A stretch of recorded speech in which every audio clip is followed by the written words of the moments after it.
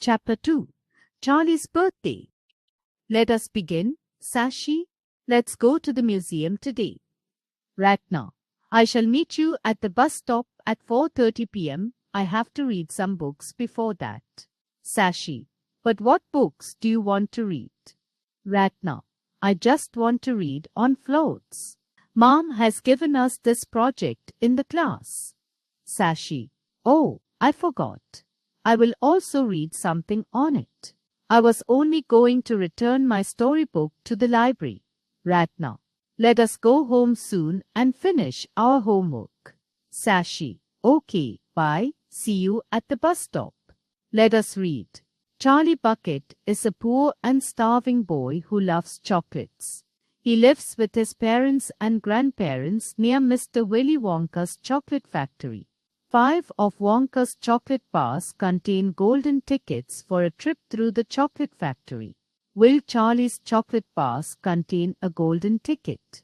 Happy birthday, cried the 4 old grandparents as Charlie came into their room early the next morning. Charlie smiled nervously and sat down on the edge of the bed. He was holding his present, his only present, very carefully in his 2 hands. Wonka's Whipple Scrumptious Fudge Mellow Delight, it said on the wrapper. The 4 old people, 2 at either end of the bed, propped themselves up on their pillows and stared with anxious eyes at the candy bar in Charlie's hands. Mr. and Mrs. Bucket came in and stood at the foot of the bed, watching Charlie. The room became silent.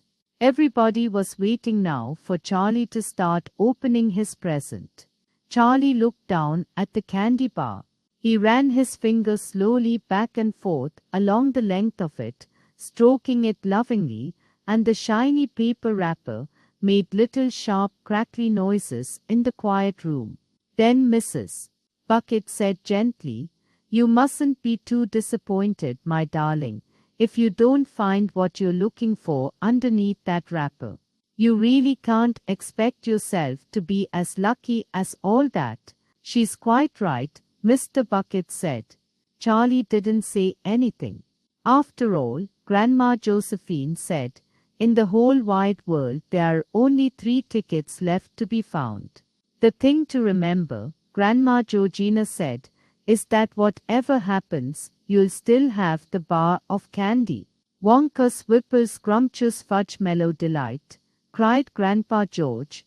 "It's the best of them all. You'll just love it." "Yes," Charlie whispered, and knew. "Just forget all about those golden tickets and enjoy the candy," Grandpa Joe said. "Why don't you do that?" They all knew it was ridiculous to expect this one poor little candy bar to have a magic ticket inside it, and they were trying as gently and as kindly as they could to prepare Charlie for the disappointment. But there was one other thing that the grown-ups also knew, and it was this, that however small the chance might be of striking lucky, the chance was there. The chance had to be there. This particular candy bar had as much chance as any other of having a golden ticket. And that was why all the grandparents and parents in the room were actually just as tense and excited as Charlie was, although they were pretending to be very calm.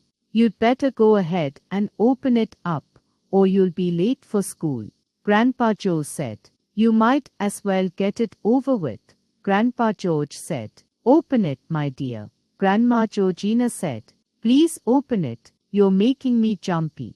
Very slowly, Charlie's fingers began to tear open one small corner of the wrapping paper. The old people in the bed all leaned forward, craning their scraggly necks. Then suddenly, as though he couldn't bear the suspense any longer, Charlie tore the wrapper right down the middle, and onto his lap there fell a light brown and cream-colored chocolate candy bar. There was no sign of a golden ticket anywhere. "Well, that's it," said Grandpa Joe brightly. "It's just what we expected." Charlie looked up. 4 kind old faces were watching him intently from the bed. He smiled at them, a small sad smile, and then he shrugged his shoulders and picked up the candy bar and held it out to his mother and said, "Here, mother, have a bite. We'll share it." "I want everybody to taste it." "Certainly not," his mother said. And the others all cried, "No, no, we wouldn't dream of it. It's all yours." "Please," begged Charlie, turning around and offering it to Grandpa Joe. But neither he nor anyone else would take even a tiny bite. "It's time to go to school, my darling Mrs. Bucket said, putting an arm around Charlie's skinny shoulders. "Come on, or you'll be late." From Charlie and the Chocolate Factory by Roald Dahl. Let us recite The Plaint of the Camel. Canary birds feed on sugar and seed. Parrots have crackers to crunch.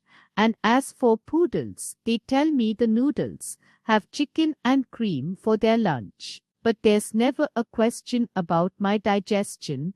Anything does for me. Cats, you are aware, can repose in a chair. Chickens can roost upon rails. Puppies are able to sleep in a stable. And oysters can slumber in pails. But no one supposes a poor camel doses any place does for me. Lambs are enclosed, where it's never exposed. Coops are constructed for hens. Kittens are treated to houses well heated, and pigs are protected by pens. But a camel comes handy wherever it's sandy. Anywhere does for me. People would laugh if you rode a giraffe or mounted the back of an ox. It's nobody's habit to ride on a rabbit or try to bestraddle a fox. But as for a camel, he's ridden by families. Any load does for me. A snake is as round as a hole in the ground. Weasels are wavy and sleek,